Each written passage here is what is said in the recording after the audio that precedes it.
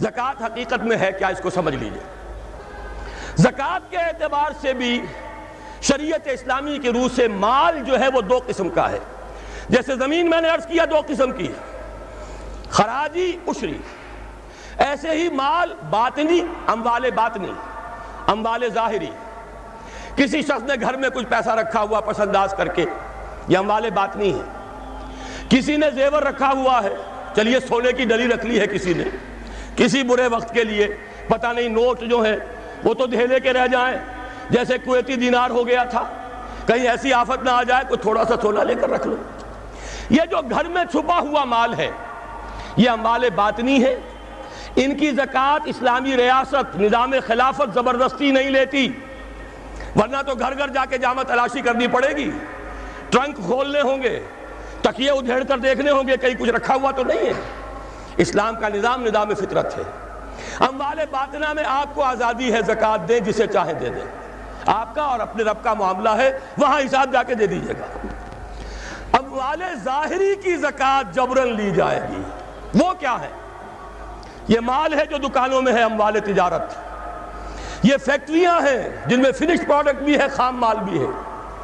یہ بھیڑ بکریوں کے گلے ہیں، ہزار ہزار بھیڑیں اور ہزار ہزار بکریاں، اونٹوں کی قطاریں، یہ ہے جو ظاہر مال ہے، سامنے ہے، کہاں چھپا کر لے جائیں گے؟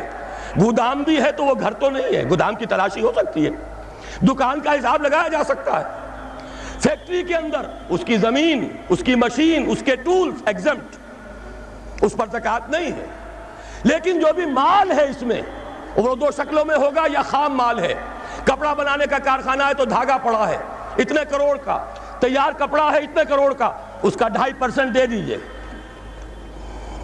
مال ہے 5 لاکھ کا دکان کے اندر، 2.5% دے دیجئے، اموال ظاہرہ ہے۔ اور اس میں اس سے کوئی غرض نہیں کہ سال بھر میں آپ نے کچھ کمایا کہ گوایا۔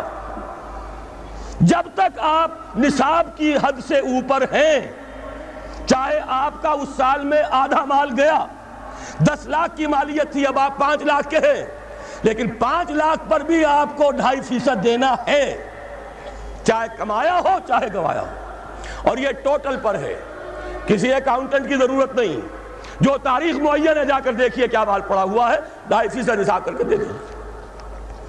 اتنی رقم آئے گی۔ ابھی جو کہہ رہے تھے جنرل صاحب کہ یہ نعرہ بھٹو نے لگایا، یہ بالکل وہی بات ہے جو علامہ اقبال نے فرمائی ہے۔ مغربی تہذیب میں بھی ایک حصہ حق کا ہے، اگرچہ باطل نے اس کے اوپر پورا غلبہ حاصل کر لیا، لیکن حق کا حصہ اس میں بھی تھا۔ وہ کیا تھا؟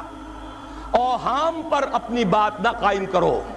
لا تقف ما لیس لک بہ علم ان السمع والبصر والفؤاد کل اولئک کان عنہ مسئولا۔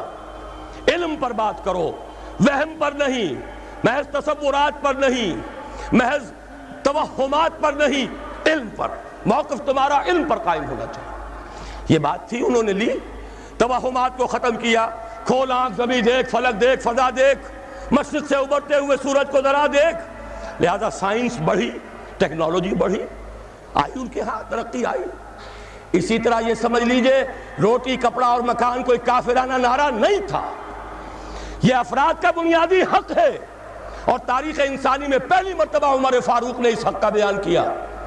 اگر دجلہ اور فرات کے کنارے ایک کتا بھی بھوکا مر گیا تو عمر قیامت کے دن ذمہ دار ہوگا۔ کون مارکس ہے، کیا پدی اور کیا پتی کا شوربہ، کون کوئی جدید تصورات دینے والے ہوں گے؟ یہ کل کی پیداوار ہے اور آج ختم ہو چکے، آج ان کے چہروں پر کالک بری جا رہی ہے، آج ان کے مجسمے گرائے جا رہے ہیں۔ عمر فاروق کا فرمان، یہ محمد کے غلام اور ایک ادنا تربیت یافتہ سپاہی کا فرمان ہے، یہ تا قیام قیامت قائم رہے گا۔ ہر شہری کی بنیادی ضروریات کی کفالت ہے جو نظام خلافت کے ذمے ہے۔ اور اس میں تو جیسا کہ میں نے عرض کیا، اس میں تو حضرت عمر نے مسلمان نہیں کہا، صرف مسلمان نہیں، جانوروں تک بات پہنچا دی۔ اس کا مطلب یہ کہ غیر مسلموں کا بھی حق ہے۔ اس لیے کہ حضرت عمر ہی نے ایک مرتبہ دیکھا تھا، کسی صوبائی دارالحکومت کے دورے پر گئے تھے، کوئی ایک بڈھا غیر مسلم غالباً مجوسی تھا، وہ کچھ خیرات مانگتا پھر رہا تھا، بہت بوڑھا ضعیف۔ وہاں کے عامل سے حضرت عمر نے پوچھا یہ کیا معاملہ ہے، یہ خیرات مانگنے پر کیوں مجبور ہو گیا؟ تو انہوں نے کہا غریب ہے اور اس کے پاس کوئی ذریعہ نہیں ہے۔ فرمایا یہ بڑا ظلم ہے کہ جب یہ جوان تھا، کماتا تھا، ہم اسے جزیہ لیتے تھے، اور آج اگر یہ بوڑھا ہو گیا ہے اور اس کا کوئی والی وارث نہیں ہے تو ہم نے اسے سڑکوں کے اوپر بھیک مانگنے کے لیے چھوڑ دیا، اس کا بھی وظیفہ مقرر ہو جائے گا۔ یہ ذمہ داری، یہ کفالت عامہ ہر شہری کے لیے۔ اور یہ جان لیجئے تجارت میں اور صنعت میں یہ سارا فساد جو اس وقت ہے وہ اس وجہ سے ہے کہ عام آدمی، عام کسان، عام مزدور مجبور ہے کہ سرمایہ دار اور جاگیردار کی ٹرمز پر کام کرے۔ نہ کرے گا تو کیا کرے گا؟ ٹریڈ یونین بنا لیجئے، وہ بھی جیبی ٹریڈ یونین بنا لیں گے، ان کے اپنے ایجنٹ ہوں گے۔ اب لڑیے، خون کس کا جائے گا؟ مزدور ایک دوسرے سے ٹکرائیں گے، کچھ حاصل نہیں۔ اسلام نے کیا نظام دیا ہے؟ آپ غریب کو ضمانت دے دیجئے، اگر تمہیں صحیح ویج نہیں مل رہی، تمہیں صحیح مبادلہ نہیں مل رہا اپنی محنت کا، مت کام کرو، تمہیں بھوکا نہیں مرنے دیا جائے گا، تمہاری بنیادی ضروریات کی کفالت ریاست کرے گی۔ اب ہوئی برابر کی چوٹ۔ اگر کارخانے دار کہہ سکتا ہے کہ اگر آپ کو یہ چیز منظور ہے کام کیجئے ورنہ جائیے، سب مزدور چلے جائیں گے، میں لاک اپ کر دوں گا، کارخانہ بند کر دوں گا، لیکن یہ کہ مزدور اس وقت یہ نہیں کہہ سکتا، وہ تو کہے گا جناب اسی تنخواہ پر کام کروں گا، اس لیے کہ ایک دن کام نہ کرے شاید بچ جائے، 2 دن کام نہ کرے بچ جائے، تیسرے دن فاقہ آئے گا، اس کے پاس کھانے کو نہیں ہے۔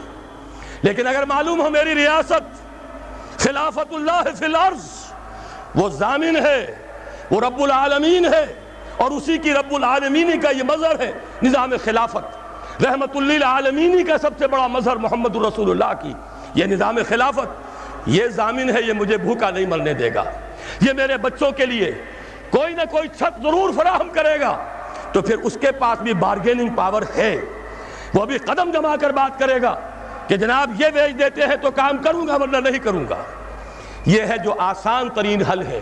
باقی یہ کہ جبر کیا تھا روس نے، اس کا حشر دیکھ لیا، اور سرمایہ دارانہ نظام اس وقت تو بڑا خوش ہے، اس کے ڈنکے بج رہے ہیں، اس کی فتح ہو گئی، سب سے بڑا دشمن سرنگوں ہے، وہ تو سجدہ کیے ہوئے ہے۔ لیکن یہ کہ واقعہ یہ ہے سرمایہ دارانہ نظام کے اندر جو کنٹرڈکشنز ہیں، جو تضادات ہیں، اب وہ ظاہر ہوں گے۔ جب باہر مقابلہ تھا، اندر کی لڑائی ختم تھی، اب اندر سے فساد ابھرے گا، اندر سے ایکسپلوژن ہوں گے۔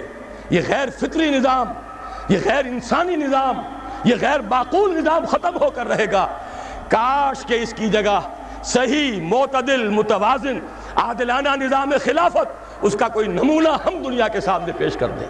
اس وقت پوری دنیا کی طرف ہماری ذمہ داری ہے، ساری نوع انسانی کے ہم مقروض ہیں کہ ہمارے پاس ہدایت ہے، لیکن ہم اس پر خزانے کا سانپ بن کر بیٹھے ہوئے ہیں، نہ خود عمل کرتے ہیں نہ دوسروں کے سامنے نمونہ پیش کرتے ہیں۔ یہ خلافت کی تحریک اسی لیے ہے، یہ سارے نظام کو بدلنا پیش نظر ہے۔